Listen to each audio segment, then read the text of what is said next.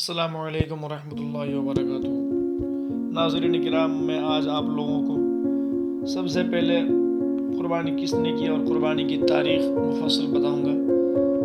قربانی کی تاریخ اتنی ہی قدیم ہے جتنی کہ انسان کی خود کی۔ یہی وجہ ہے کہ ہر قوم اور ہر معاشرے نے اسے اپنے اپنے مذہب، نظریات اور عقائد کے مطابق اپنائے رکھا۔ قربانی کا تصور بلا امتیاز تمام مذاہب میں موجود رہا ہے، لیکن اس قربانی کی نوعیت کیا رہی ہے، اس کے متعلق تفصیلاً بیان کرنا ناممکن تو نہیں لیکن مشکل ضرور ہے۔ پھر بھی مختلف قربانیوں کے متعلق مختصر بیان پیش خدمت ہے۔ تاریخ انسانی میں سب سے پہلی قربانی انسان اول حضرت سیدنا آدم علیہ السلام کے دونوں بیٹوں نے پیش کی تھی۔ ان میں سے ایک کی قربانی مقبول ہوئی اور دوسرے کی مردود۔ اللہ تبارک و تعالیٰ نے ارشاد فرمایا: وَاتْلُ عَلَيْهِمْ نَبَأَ ابْنَيْ آدَمَ بِالْحَقِّ إِذْ قَرَّبَا قُرْبَانًا فَتُقُبِّلَ مِنْ أَحَدِهِمَا وَلَمْ يَتَقَبَّلْ مِنَ الْآخَرِ قَالَ لَأَقْتُلَنَّكَ قَالَ إِنَّمَا يَتَقَبَّلُ اللَّهُ مِنَ الْمُتَّقِينَ۔ اس کا ترجمہ ہے: اور آپ انہیں آدم کے دونوں بیٹوں کی خبر ٹھیک ٹھیک پڑھ سنائیے۔ جب دونوں نے قربانی دی تو ایک سے قبول کی گئی اور دوسرے سے قبول نہ کی گئی۔ اس طرح دوسرے نے کہا کہ قسم ہے میں تمہیں قتل کر ڈالوں گا۔ پہلے نے کہا تو بلا وجہ مجھ پر ناراض ہوتا ہے، اللہ صرف پرہیزگاروں کی طرف سے قبول فرماتا ہے۔ اس قربانی کی تفصیل کچھ اس طرح ہے۔ اللہ تبارک و تعالیٰ نے حضرت آدم علیہ السلام کو زمین کی طرف روانہ فرمایا تو نسل کو بڑھانے کا سلسلہ چلا۔ انتظام اس طرح کیا گیا کہ حضرت حوا سلام اللہ علیہ کے یہاں ایک حمل سے دو بچے یعنی ایک لڑکا اور ایک لڑکی پیدا ہوتے تھے۔ صرف شیس علیہ السلام تنہا پیدا ہوئے، وہ بھی حضرت حابیل کے بدلے میں۔ آپ کے یہاں سب سے پہلے پیدا ہونے والے جوڑے کا نام قابل اور اقلیمہ ہے۔ بعض کے نزدیک یہ جوڑا جنت میں پیدا ہوا تھا۔ اس کے 2 سال کے وقفہ سے جو جوڑا متولد ہوا اس کا نام حابیل اور لیوزا ہے، جبکہ آخری جوڑے کا نام ابو المغیث اور ام المغیث ہے۔ حضرت آدم علیہ السلام کی صلبی اولاد کی تعداد 41 بیٹے اور بیٹیاں ہیں، جبکہ آپ کی وفات کے وقت آپ کے بیٹوں اور پوتوں کی تعداد 40,000 تک پہنچ چکی تھی۔ نکاح کا طریقہ اس طرح تھا کہ ایک جوڑے کا لڑکا دوسرے جوڑے کی لڑکی کو ملا کر ازواجی رشتہ قائم کر دیا جاتا۔ حضرت آدم علیہ السلام نے جب دونوں جوڑوں کے تعلق زوجیت کو استوار کرنے کا ارادہ فرمایا تو خدا تبارک تعالیٰ کی طرف سے وحی آئی کہ قابل کا نکاح لیوزا سے اور حابیل کا نکاح اقلیمہ سے کر دو۔ حضرت آدم علیہ السلام نے یہ فیصلہ دونوں صحابزادوں کو سنایا۔ حضرت حابیل نے تو دل و جال سے تسلیم کیا، لیکن قابل اکڑ گیا، کہنے لگا میں نکاح کروں گا تو صرف اپنے ساتھ پیدا ہونے والی لڑکی یعنی اقلیمہ ہی سے کروں گا، کیونکہ وہ نہایت خوبصورت ہے۔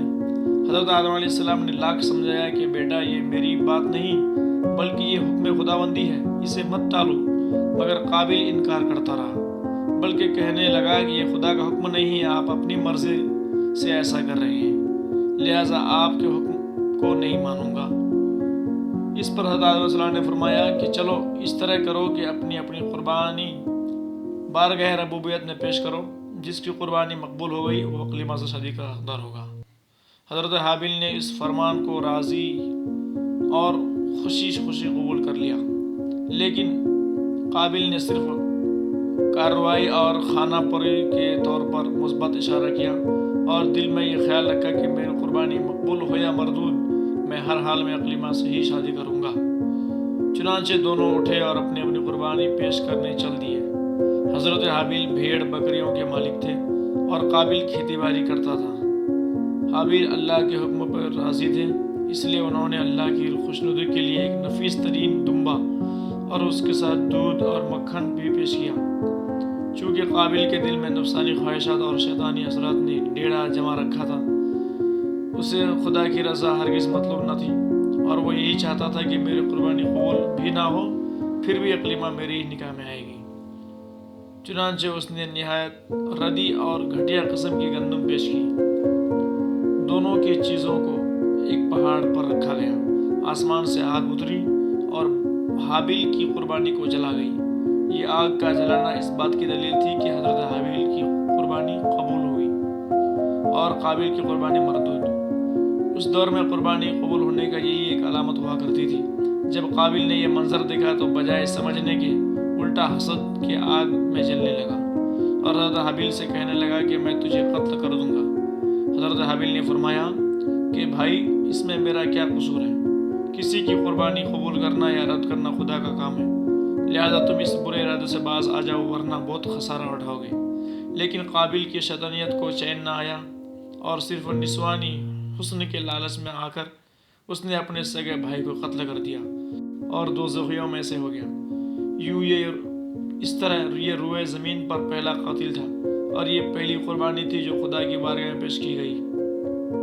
چونکہ روئے زمین پر قتل کا موجد یعنی ایجاد کرنے والا قاتل قابل ہے، اس لیے جو آدمی بھی کسی کو ظلماً قتل کرتا ہے تو اس کا گناہ جہاں اس قاتل کو ہوتا ہے وہاں ایک حصہ قابل کے نامہ اعمال میں بھی درج ہوتا ہے۔ چنانچہ روایت ہے رسول اللہ صلی اللہ علیہ وسلم نے ارشاد فرمایا کہ جس جان کو بطور ظلم قتل کیا جاتا ہے تو حضرت آدم کے بیٹے یعنی قابل کے حصے میں اس کا خون ہوتا ہے، کیونکہ اس نے قتل کے اس طریقہ کو آغاز کیا تھا۔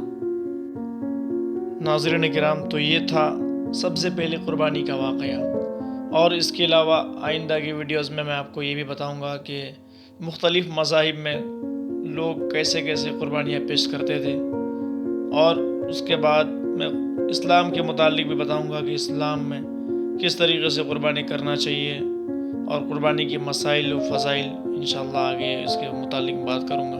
السلام علیکم ورحمۃ اللہ وبرکاتہ۔